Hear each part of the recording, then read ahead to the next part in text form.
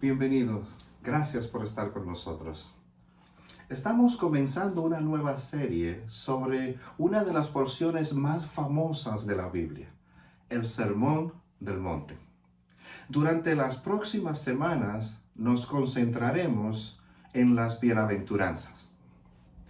La razón de esta serie es porque cuanto más observo lo que está sucediendo en nuestra cultura, en nuestro mundo hoy y aún en la iglesia, más convencido estoy de que necesitamos entender lo que realmente es valorado en el reino de Dios. Lo que pensamos que es importante, a menudo no lo es en el reino de Dios. Los primeros serán últimos. Los primeros serán postreros. Y alguien dice, sí, los primeros serán últimos si le dan vuelta a la fila. No. Dios no necesita darle vuelta a la fila para que los primeros sean postreros. ¿Recuerdan las palabras de Pablo a los Corintios? Dice Pablo hablando a los Corintios, porque consideren su llamamiento. No muchos de ustedes eran sabios según las normas mundanas. No muchos eran poderosos. No muchos eran de noble cuna. Pero Dios escogió lo necio del mundo para avergonzar a los sabios. Dios eligió lo débil del mundo para avergonzar a los fuertes. Dios escogió lo que es bajo y despreciado en el mundo, incluso lo que no es, para deshacer lo que es, para que ningún ser humano se gloríe en la presencia de Dios. Primera de Corintios capítulo 1, verso 26 hasta el verso 29. Eso es exactamente lo que hacen las bienaventuranzas.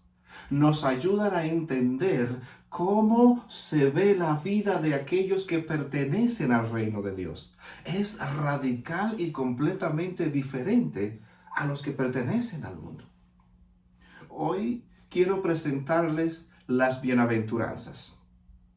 Y vamos a leer libro de Mateo, capítulo 5, verso 1 hasta el verso 12. Dice: La multitud subió al monte, y sentándose vinieron a él sus discípulos. Y abriendo su boca les enseñaba diciendo: Bienaventurados los pobres en espíritu, porque de ellos es el reino de los cielos. Bienaventurados los que lloran, porque ellos recibirán consolación. Bienaventurados los mansos, porque ellos recibirán la tierra por heredad. Bienaventurados los que tienen hambre y sed de justicia, porque ellos serán saciados. Bienaventurados los misericordiosos, porque ellos alcanzarán misericordia. Bienaventurados los de limpio corazón, porque ellos verán a Dios. Bienaventurados los pacificadores, porque ellos serán llamados hijos de Dios. Bienaventurados los que padecen persecución por causa de la justicia, porque de ellos es el reino de los cielos. Bienaventurados sois cuando por mi causa os vituperen y os persigan y digan toda clase de mal contra vosotros mintiendo. Gozaos y alegraos, porque vuestro galardón es grande en los cielos, porque así persiguieron a los profetas que fueron antes de vosotros. Por favor, oren conmigo y oren por mí. Dios, una vez más venimos delante de tu presencia, Señor.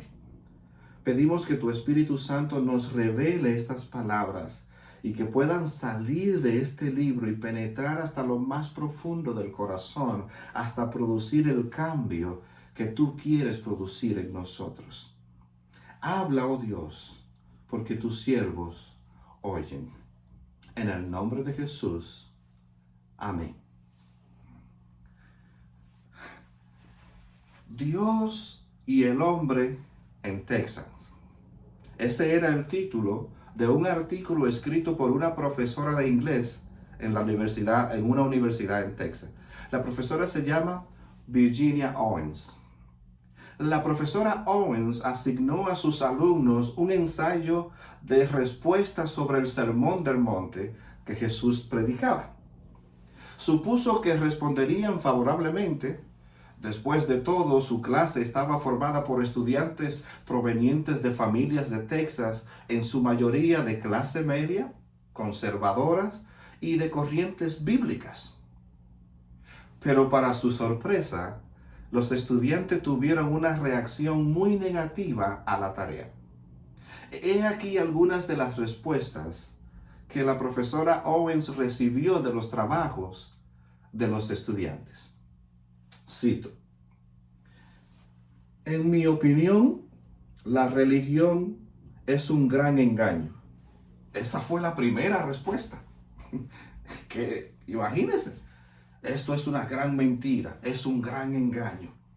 Y sigue leyendo, dice: hay un viejo dicho que dice, no debes creer todo lo que lees, y eso es ciertamente aplicable al Sermón del Monte.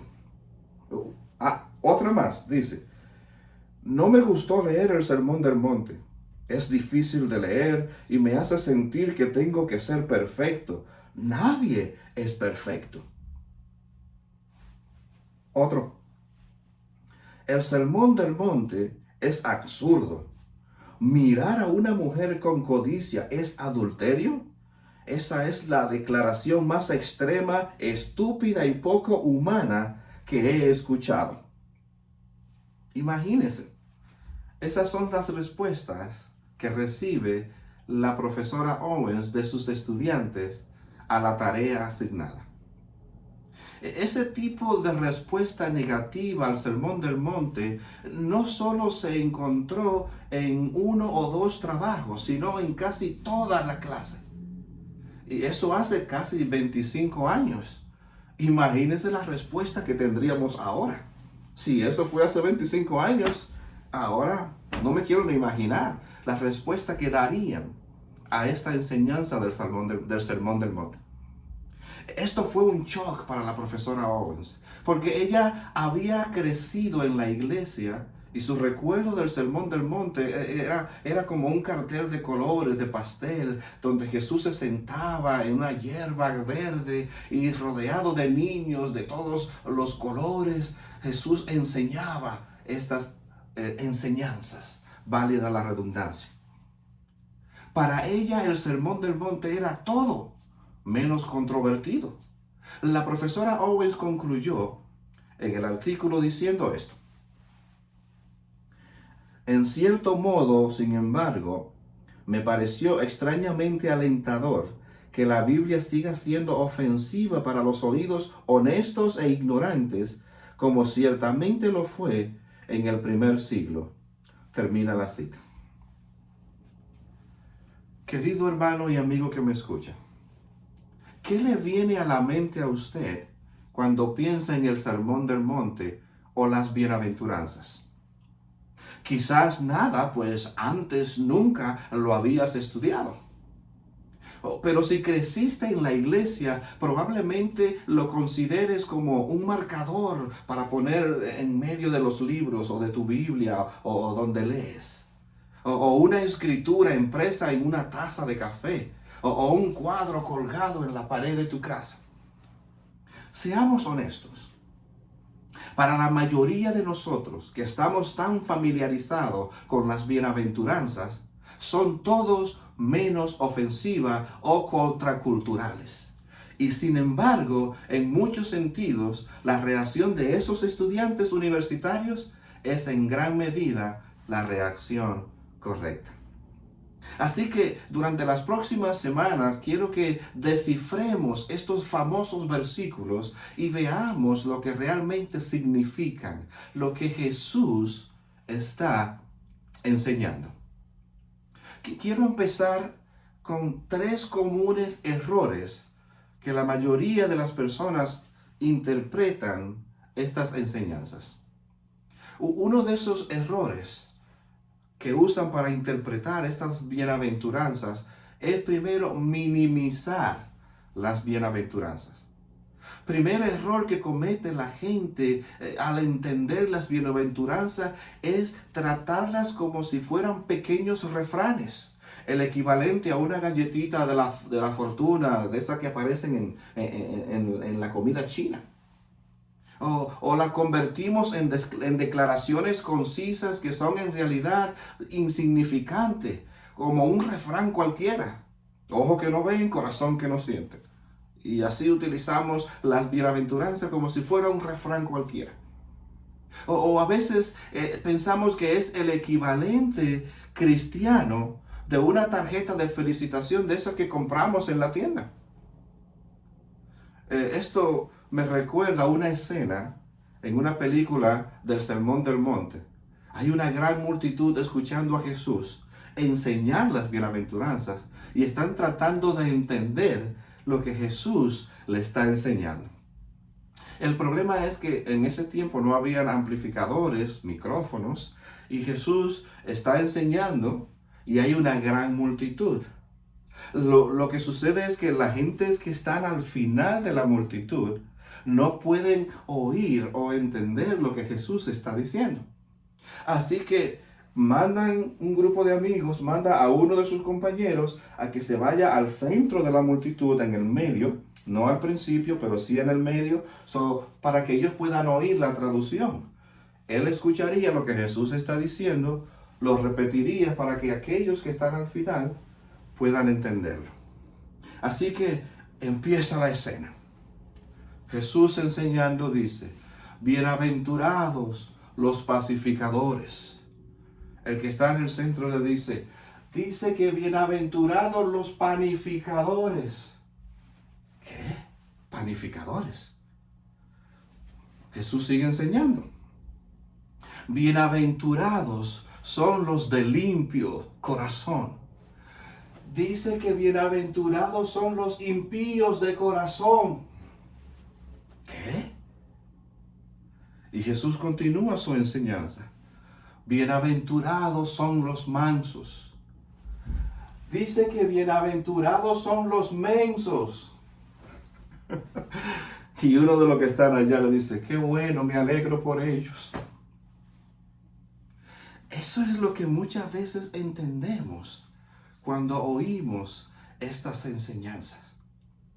Pero eso no es en absoluto lo que Jesús está enseñando en las bienaventuranzas. Un segundo enfoque incorrecto es moralizar las bienaventuranzas. Lo que quiero decir con esto es que este enfoque convierte las bienaventuranzas en reglas para vivir. Es casi como si las bienaventuranzas se convirtieran en la versión del Nuevo Testamento de los 10 mandamientos. No matarás, no robarás, no codiciarás la mujer de tu prójimo. Y en ese mismo renglón metemos las bienaventuranzas. Bienaventurados los mansos, bienaventurados los pobres en espíritu, bienaventurados los de puro corazón. Creemos que es el equivalente a los 10 mandamientos. Los buenos cristianos, creemos, tratan de ser mansos. Los buenos cristianos tienen hambre y sed de justicia.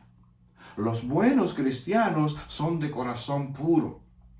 Cuando hacemos esto, en realidad contradecimos el punto mismo de las bienaventuranzas. ¿Por qué? Muy sencillo. Las bienaventuranzas no pueden ser buenas noticias si se entienden como un conjunto de procedimientos para lograr la bienaventuranza. Es contradictorio.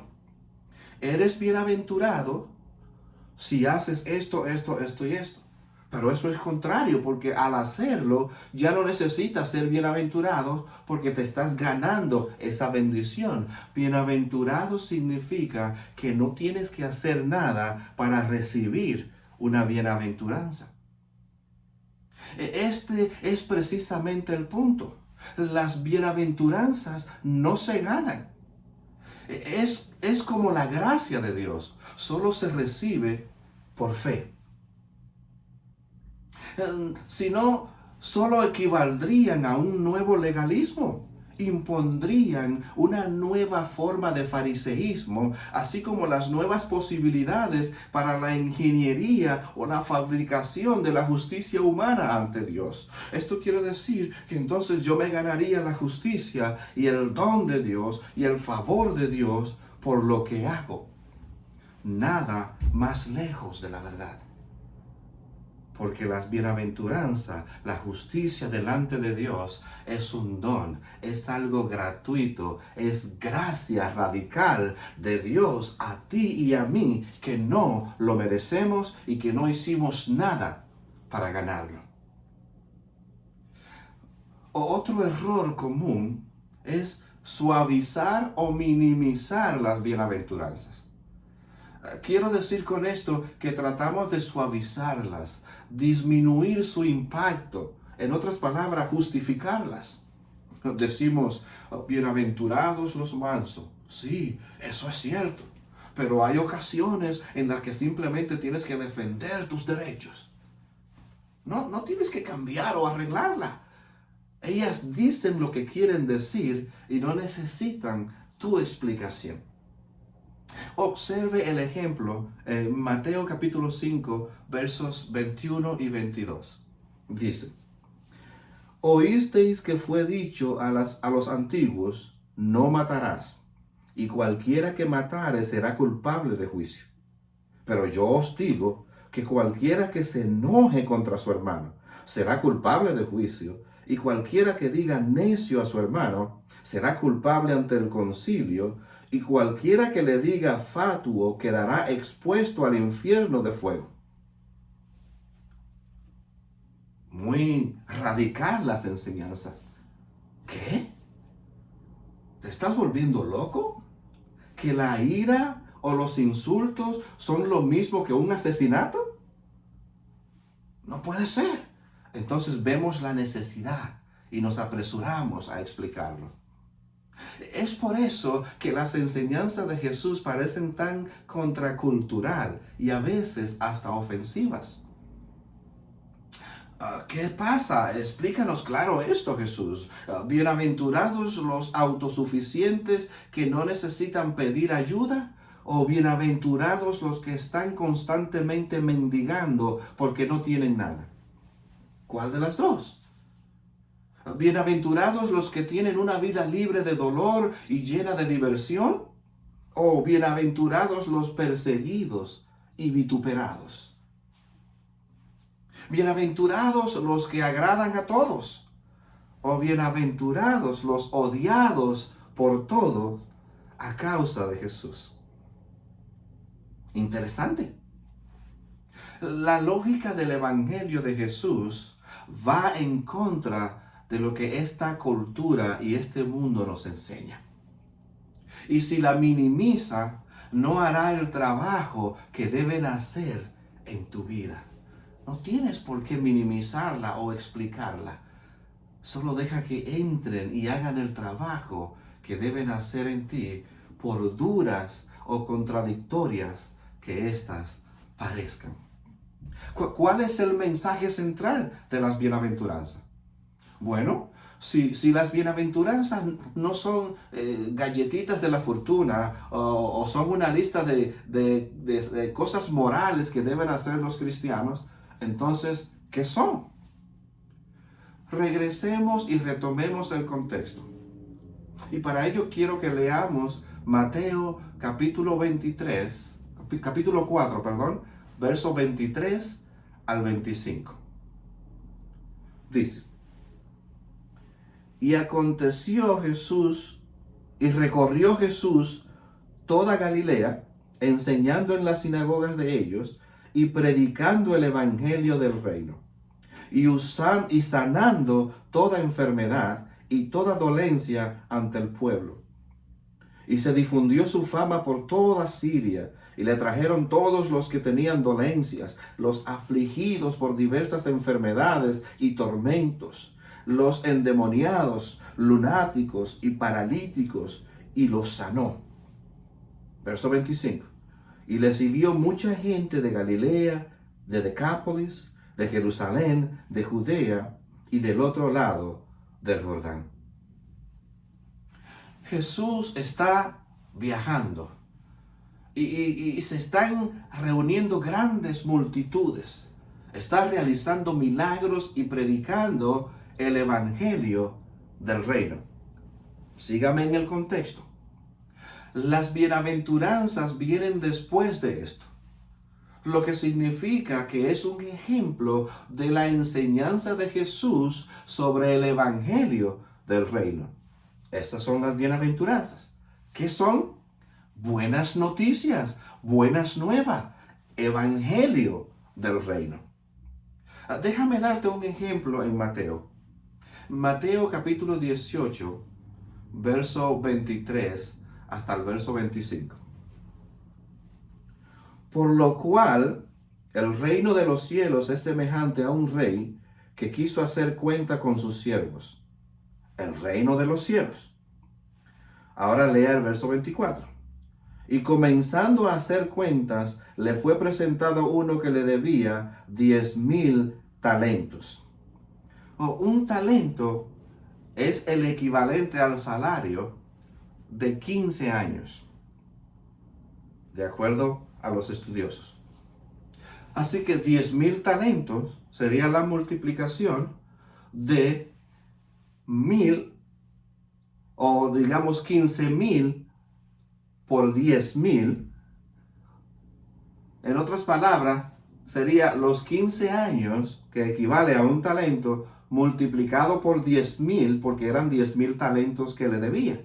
Así que la suma sería 15 años por 10,000 igual a 150,000 años. Eso sería imposible. ¿Quién vive esa cantidad de años? Lo que está significando aquí, lo que quiere dar a entender el escritor, es que la deuda de este hombre era impagable.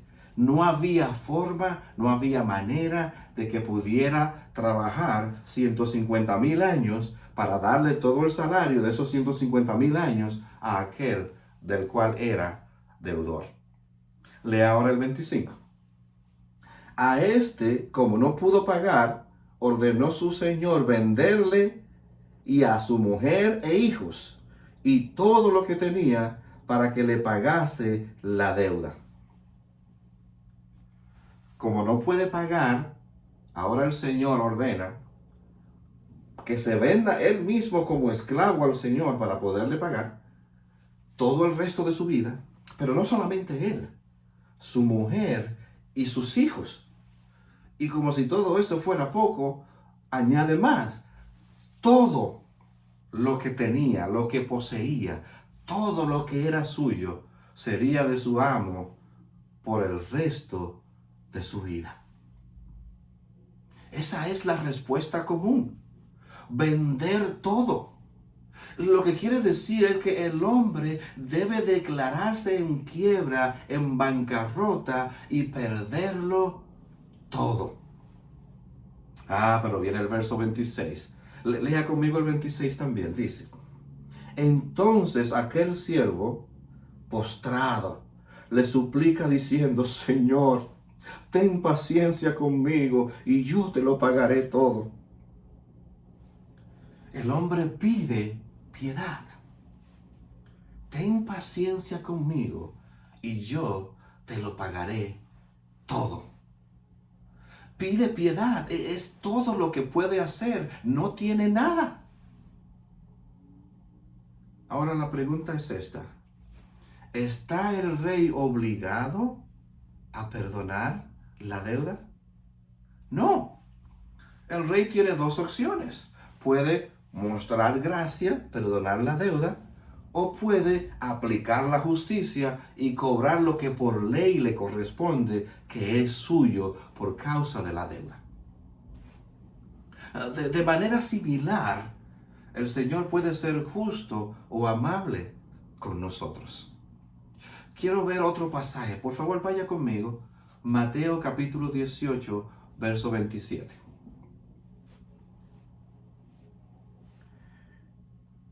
El señor de aquel siervo, movido a misericordia, le soltó y le perdonó la deuda.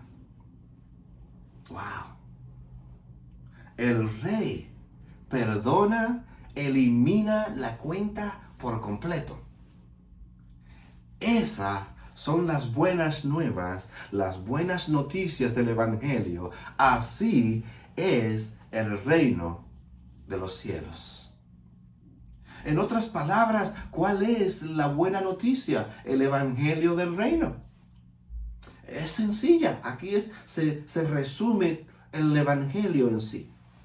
Que los seres humanos ante Dios tenemos una deuda que jamás podríamos pagar, imposible de pagar, y nada que podamos hacer se acerca a saldarla. Se ha pronunciado sobre nosotros un juicio, un veredicto de culpabilidad. Pero he aquí la gracia.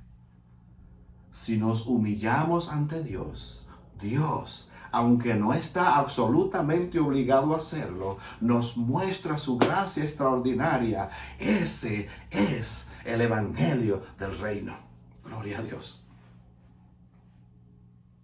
Mateo capítulo 20, verso 1. Lea conmigo. Porque el reino de los cielos es semejante a un hombre, padre de familia, que salió por la montaña a contratar obreros para su viña. Así es el reino, una comparación. Ahora vea el verso 2. Y habiendo convenido con los obreros en un denario al día, los envió a su viña. Saliendo cerca de la hora tercera del día, vio a otros que estaban en la plaza desocupados. Y les dijo, id también vosotros a mi viña, y os daré lo que sea justo. Y ellos fueron. Salió otra vez cerca de la hora sexta y la hora novena, e hizo lo mismo. Y saliendo cerca de la hora undécima, halló a otros que estaban desocupados, y les dijo, ¿por qué estáis aquí todo el día desocupados? Dijeron, porque nadie nos ha contratado. Él les dijo, id también vosotros a la viña, y recibiréis lo que sea justo. Cuando llegó la noche, el señor de la viña dijo a su mayordomo, llama a los obreros y págales el jornal, comenzando desde los postreros hasta los primeros. He aquí en donde los postreros serán primeros. No hay que cambiar la fila, no hay que darle vuelta a la fila. Dice el verso 9, y al venir los que habían ido cerca de la hora undécima, recibieron cada uno un denario. Al venir también los primeros, pensaron que habían de recibir más, pero también ellos recibieron cada uno un denario. Al recibirlo, murmuraban contra el padre de familia y decían, estos postreros han trabajado una sola hora y los has hecho iguales a nosotros, que hemos soportado la carga y el calor del día. Obreros no tienen que trabajar esperando ser contratados. Esto tiene una enseñanza grande y enorme para nosotros. Un terrateniente llega por la mañana y acuerda con algunos trabajadores un salario y los envía al campo. Vuelve más tarde y envía otro grupo a los campos. Viene más tarde durante el día y envía un grupo final. Al final del día les paga a todos. De todos modos, le va a pagar a todos. Los grupos anteriores están molestos. ¿Reaccionaríamos nosotros igual como ellos? Están molestos porque no les han pagado los que ellos consideran que era justo para ellos. Vea lo que dice el capítulo 20 versos 13 al 15. Él respondiendo dijo a uno de ellos: amigo, no te hago agravio.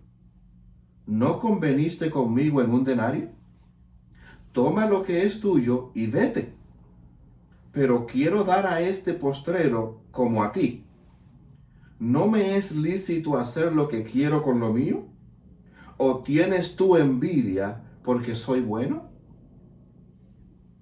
Esa es la respuesta que le da el Señor a este obrero que se queja. Esa, amigo mío, ese precisamente es el punto de la gracia. La generosidad de Dios. Es decir, Dios es tan misericordioso al comienzo del día como lo es al final del día. Porque en verdad ninguno de ellos merecía ser contratados. Ni los que fueron primeros, ni los que fueron últimos. Ninguno de ellos merecía ser contratados. Pero esa es la misericordia de Dios. Él se apiadó de ellos. ¿Qué hay en el corazón del mensaje central del reino de Jesús? Lo que hay, amado hermano y amigo, es gracia radical. El Evangelio no es que tengas una horita o una pequeña herida y que necesitas que te pongan una venda o que te pongan una pequeña curita. O que tienes hambre y que necesitas algo de comer. No, ese no es el Evangelio. El Evangelio del reino es que tienes una gran, eterna e impagable deuda que no puedes pagar. Mereces justicia, pero Dios lo paga por ti. Ese es el Evangelio de la gracia. El Evangelio es que no mereces ser contratado en absoluto, pero Él te da todo su reino. ¿Quién escribió a Mateo? Pregunta, no es una pregunta con truco para... No, en serio. ¿Quién escribió a Mateo? El libro de Mateo fue escrito por Mateo. ¿Quién era Mateo? Mateo era un recaudador de impuestos judíos, empleados por los romanos para recaudar impuestos. Era codicioso, tomaba más de lo necesario. Era ladrón. Y los ladrones en esa época se comparaban con las mujeres prostitutas. Era traidor. ¿Por qué? Porque maltrataba a su propia gente. Violaba las leyes del Nuevo o del Antiguo Testamento que prohibía oprimir a los pobres. Exactamente eso era lo que hacía Mateo. Se le consideraba como si fuera una prostituta. Cuando Jesús fue a la casa de Mateo, todos se quejaron. A Mateo, aun siendo lo que era, también se le había ofrecido y se le había dado el reino de los cielos. Bendito o bienaventurado. El significado literal es el destinatario privilegiado del favor divino. Eso es gracia recibida. Entonces, ¿qué son las bienaventuranzas? Las bienaventuranzas no son moralejas a seguir o lindas declaraciones poéticas. Son la descripción de la vida que ha sido transformada por la gracia radical. En este grupo que está escuchando a Jesús, y yo puedo ver dos grupos. Dos grupos de los que están escuchando la enseñanza de Jesús. El primer grupo son los discípulos de Jesús, están con Él, Él les está enseñando. Vea capítulo 5, verso 1 de Mateo. Dice: viendo la multitud, subió al monte, y sentándose vinieron a Él sus discípulos.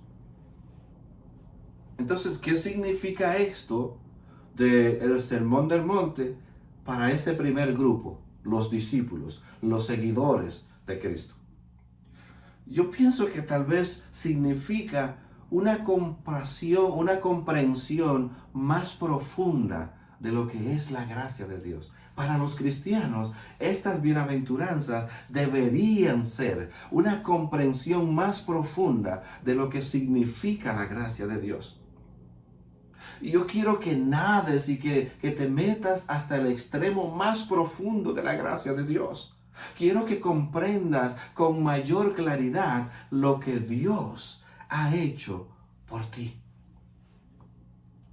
Pienso que también debería ser una celebración por el reino de Dios. No solamente comprenderlo, sino celebrarlo. De ellos es el reino de los cielos. Verán a Dios, serán llamados hijos de Dios, quedarán satisfechos, se les mostrará misericordia. Celebre esto como cristiano. Este es la bienaventuranza y uno de los significados que debería tener para nosotros como cristianos. Todo lo que es suyo en Cristo Jesús. Pero hay otro grupo, y este grupo que veo es la multitud. Vea el capítulo 7 de Mateo, verso 28. Dice, y cuando terminó Jesús estas palabras, la gente se admiraba de su doctrina. El resto de la multitud, los no creyentes, el segundo grupo, ¿qué hay para ellos? Esto debería ser una aceptación genuina de la salvación de Dios para ellos. La multitud estaba asombrada. Quiero que escuches de la gracia de Dios que está disponible para ti que no eres cristiano, para ti que no conoces a Dios. Hay gracia, hay misericordia de Dios para ti. Quiero que entiendas que ninguna condición humana, no importa cuán desesperada pueda parecer, no importa cuán despreciada pueda ser por el mundo, no importa cuán fracasada, insignificante la consideren otros, ninguna condición podría descalificar a alguien de la gracia de Dios en Cristo Jesús. Esas son buenas noticias. Para concluir, hace varios años, expertos de diferentes religiones se reunieron en una conferencia en Gran Bretaña. Uno de los temas que debatieron fue qué hacía al cristianismo diferente a los demás, qué lo hacía único. Algunos dijeron, bueno, la encarnación, Dios que se hace hombre y se encarna en una virgen. Ninguna otra religión tiene eso. Eso es único en el Evangelio, en las buenas nuevas. O otros dicen, no, la resurrección. Todos los grandes religiosos y líderes han muerto y no han resucitado, pero Jesús es el único que murió y resucitó. Eso lo hace único. Bien, podría ser cierto, ninguna otra religión tiene eso. Pero luego entró un hombre llamado C.S. Lewis. Entró en la habitación. Y el grupo le preguntó, ¿cuál es la contribución única del cristianismo a las religiones del mundo? Lewis contestó, es fácil, la gracia de Dios. Y pronto empezó la discusión, pero al final todos en la sala estuvieron de acuerdo en que el hecho de que el amor de Dios nos llega libremente, sin ataduras, parece ir en contra de todos los instintos humanos. Después de todo, Buda puede ofrecerte un camino. Otras religiones y ponen su fe en una rigurosa obediencia a sus dioses. Pero Jesucristo es el único que te ofrece una gracia y un perdón radical en el cual no tienes que hacer nada para merecerlo. Por su amor infinito, por su gracia misericordiosa, por su amor eterno hacia ti, Él te ofrece perdón radical y completo. No tienes que hacer nada para ganar el reino de los cielos. Solo tienes que recibir el sacrificio que ya Jesús hizo por ti. Eso es el centro de la predicación del Evangelio. Es por eso tal vez que nosotros no podemos entender la misericordia y la gracia de Dios. La gente no puede entender esto. Esa buena noticia es la noticia del reino. Pero al mismo tiempo es una noticia que pareciera no ser tan buena. ¿Por qué? Porque esto expondrá la pecaminosidad de nuestro corazón. Porque estamos aferrados a nuestro pecado y no queremos dejarlo. Y es por eso tal vez que los estudiantes universitarios de Texas y muchos otros como ellos rechazan el sermón del monte, la gracia y la misericordia de Dios. Pero amigo y hermano que me escucha, esa es la única forma en que usted y yo experimentaremos una vida verdaderamente nueva, una vida verdaderamente bendecida por Dios. Las bienaventuranzas no son los requisitos para ser salvo. No es el requisito para tener una vida bendecida. No, son más bien las que describen la condición de los que ya son salvos, para los cuales ya le ha sido dado el reino de los cielos. Bienaventurados los bienaventurados, porque de los tales es el reino de los cielos. Amén.